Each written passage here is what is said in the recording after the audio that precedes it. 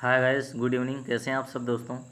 तो एक बार फिर हम लोग एक नए ग्राफ के साथ उपस्थित हुए हैं और जैसा कि कंटिन्यू चल रहा था कि हम लोग पेट की प्रैक्टिस के लिए लगातार ग्राफ करेंगे, और वैसा ही आज आपकी ये एक नई क्लास जिसमें आप सामने देख पा रहे होंगे स्क्रीन पर कि एक नया ग्राफ जो बार ग्राफ इसमें है, इसको लगाना है हम लोगों को। और अधिक से अधिक क्वेश्चनों की प्रैक्टिस करने की हमने बात कही थी, तो उसी कड़ी में आगे आज एक नए ग्राफ के साथ हम उपस्थित हुए हैं। तो चलिए और इस ग्राफ को हम लोग जल्दी से सॉल्व करते हैं, जिससे और भी आगे कई ग्राफ हम लोग सॉल्व कर सकें। आपके पास जो भी 3 दिन का समय बचा है, इसमें अधिक से अधिक ग्राफों को हम लोग सॉल्व करने की कोशिश करेंगे, और अलग अलग तरीके की जितने भी टाइप इसमें बनते हैं वो सभी के सभी ग्राफ हम लोग यहाँ आज लेने वाले हैं। ओके, तो आर यू रेडी। चलिए, तो इन्होंने एक डेटा में कहा गया कि निम्नलिखित जानकारी का सावधानीपूर्वक अध्ययन कीजिए, ये पूरा ब्यौरा। इसके बाद यातायात के विभिन्न साधनों द्वारा विभिन्न शहरों की यात्रा करने वाले पर्यटकों की संख्या इन्होंने दी है कि अलग अलग साधनों द्वारा अलग अलग शहरों में ये लोग यात्रा कर रहे हैं, और वैसे पर्यटकों की संख्या को यहाँ ये डेटा रिप्रेजेंट करता है, प्रदर्शित करता है। ओके, चलिए, और पहले क्वेश्चन में क्या कह रहे हैं कि रेलगाड़ी से आने वाले पर्यटकों की औसत संख्या कितनी है। एवरेज आपको निकालना है, तो एवरेज निकालने के लिए हमने कई बार ग्राफ में बता चुके हैं कि जितने भी डीआई आते हैं उन सब में आपको एवरेज, परसेंटेज और रेशियो के क्वेश्चन डेफिनेटली वहाँ मिलने वाले हैं। तो इसलिए हम सब एवरेज इस सवाल में निकालेंगे। और क्या कहता है एवरेज का क्वेश्चन, चलिए, और इस क्वेश्चन में इन्होंने क्या कहा है कि एवरेज आपको फाइंड करना है। ज़रा हम पेन यहाँ से चेंज कर लें, इसके बाद चलते हैं। चलिए, तो इन्होंने रेलगाड़ी से आने वाले पर्यटकों की औसत संख्या की बात की कि कितनी है। अगर रेलगाड़ी से आने वाले पर्यटकों की बात करें तो आप इनको टोटल पहले कर लीजिए, रेलगाड़ी से आने वाले टोटल कितने लोग हैं। तो अगर इनको जोड़ेंगे हम तो ये आएगा 1055। हमने पहले भी जोड़ रखा है, आप भी जोड़ लीजिए।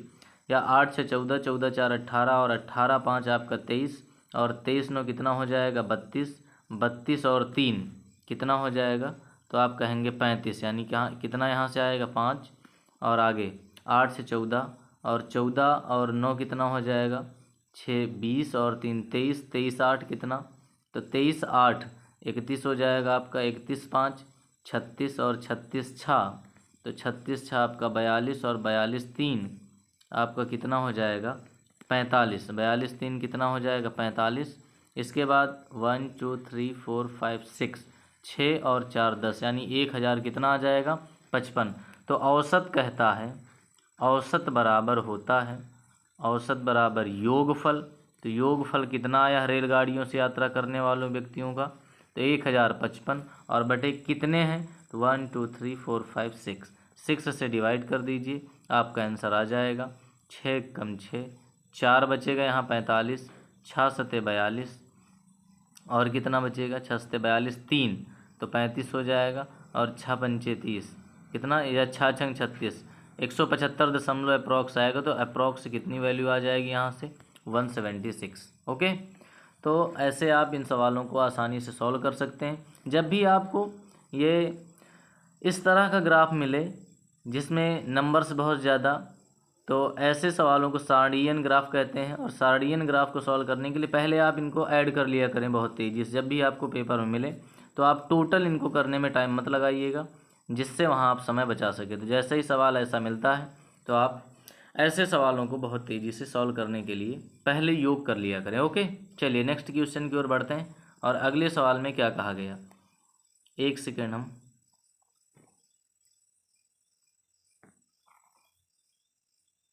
चलिए अगले सवाल की ओर बढ़ते हैं, और नेक्स्ट क्वेश्चन में क्या कहते हैं। इन्होंने कहा सभी वाहनों से मुंबई और मसूरी जाने वाले पर्यटकों की कुल संख्या के बीच का अंतर क्या है। सभी वाहनों से मुंबई जाने वाले, तो सभी वाहनों का मुंबई जाने वाले व्यक्ति आप टोटल कर लीजिए। तो मुंबई जाने वाले कितने हो जाएंगे 180, 166, 178, 187 और 182।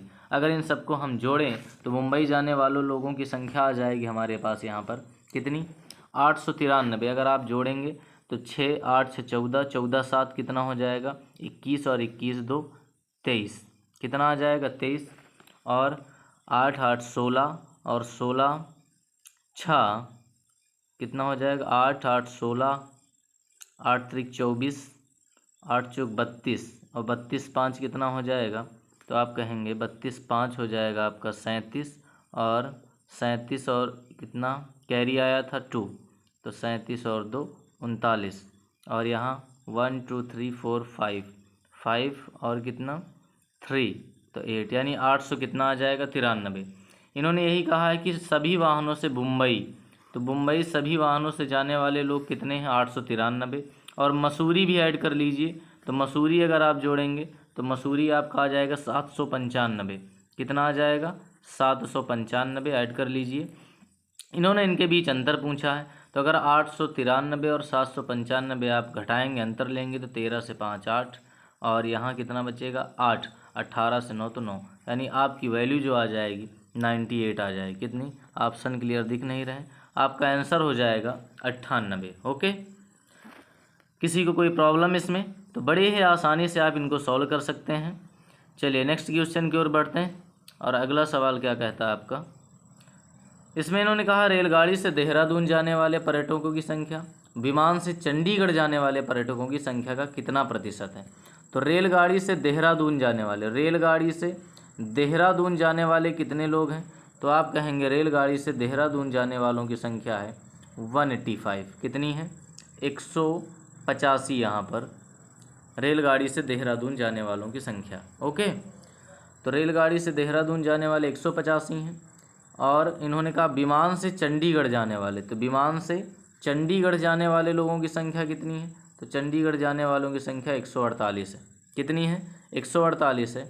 इसके बाद इन्होंने कहा है कि रेलगाड़ी से जाने वाले पर्यटकों विमान से जाने वाले पर्यटकों की संख्या का कितना परसेंट, तो विमान से जाने वालों का परसेंटेज निकालना है, इसमें से तुलना करनी है विमान से जाने वालों का, तो 185 का 148 से आप डिवाइड करेंगे, और परसेंटेज के लिए 100 से क्या कर देंगे, मल्टीप्लाई कर देंगे। अगर इसे हम डिवाइड करते हैं तो कितना आ जाएगा, 4 से डिवाइड हो जाएगा, 4 तियाँ 12 और 4 सते 28, और 4 से 25 बार में कट जाएगा, कितनी बार में 25 बार में कट जाएगा। अगर आप इसको डिवाइड करते हैं अप्रॉक्स, तो कितना हो जाएगा, अगर हम इसको लगभग 185 गुणे 25 कर लीजिए, और 37 से आप क्या कर दीजिए, इसको डिवाइड कर दीजिए, 37 से इसे डिवाइड कर दीजिए, तो आपको आपका आंसर मिल जाए। कहने का मतलब आपको कॉन्सेप्ट सीखना है और डिवाइड करना है, तो इस चीज़ को ध्यान रखना है कि कैलकुलेशन भी आपकी ठीक ठाक हो, जिससे आप आसानी से क्वेश्चनों को सॉल्व कर पाएँ। 25 का टेबल लगा दीजिए, 185 से मल्टीप्लाई कर लीजिए, और जितना है उसको 37 से डिवाइड कर दीजिए। ओके, चलिए इन्होंने यही कहा था कि रेलगाड़ी से देहरादून जाने वाले, रेलगाड़ी से देहरादून 185 हैं, पर्यटकों की संख्या विमान से चंडीगढ़ जाने वाले पर्यटकों की संख्या का कितना प्रतिशत है। ओके, तो आप मल्टीप्लाई करके 37 से डिवाइड कर दीजिए। चलिए नेक्स्ट क्वेश्चन की ओर चलते हैं। अगला क्या कहा गया है, अगले क्वेश्चन में कह रहे हैं विमान से जाने वाले पर्यटकों की औसत संख्या, विमान से जाने वाले, तो विमान से जाने वाले पर्यटकों की औसत संख्या निकालना, तो विमान का टोटल पहले कर लीजिए, क्या करिए, विमान से जाने वाले टोटल लोग आप यहाँ पर निकाल लीजिए, तो विमान से जाने वाले टोटल लोग आएंगे 1009, कितना आ जाएगा 1009, आप विमान का टोटल कर लीजिए। इसके बाद इन्होंने किसकी बात की है, इसके बाद इन्होंने कहा है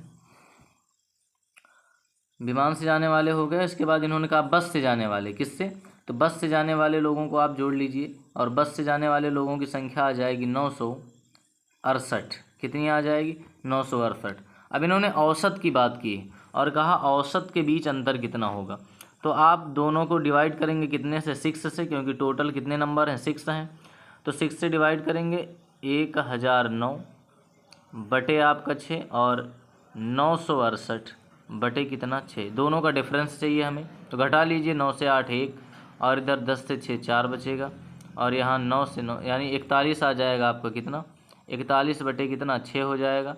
6 से डिवाइड करिए तो 6 छंग 36, और बचेगा 5, तो दशमलव लगाइए 50, और 6 8 48, यानी अप्रॉक्स आपका 6 पॉइंट कितना आ जाएगा 8 आ जाएगा। आपका आंसर कौन सा हो जाएगा, सी ऑप्शन आपका आंसर हो जाएगा 6.8। तो इन्होंने जो बोला है आप देख पा रहे होंगे कि मैक्सिमम सवालों में हम लोग औसत या परसेंटेज ही निकाल रहे हैं, तो आपको इसका बेसिक अच्छे से पढ़ के जाना होगा पेपर में। ओके, चलिए नेक्स्ट क्वेश्चन की ओर बढ़ते हैं, और अगला सवाल क्या कहता है, अगले सवाल में कहा गया है कि कार द्वारा दिल्ली जाने वाले पर्यटकों की संख्या का विमान द्वारा मुंबई जाने वाले पर्यटकों की संख्या से क्रमिक अनुपात क्या है। कार से दिल्ली जाने वाले, कार से दिल्ली जाने वाले, तो कार से दिल्ली जाने वाले कितने लोग हैं? 192 हैं। कितने लोग हैं?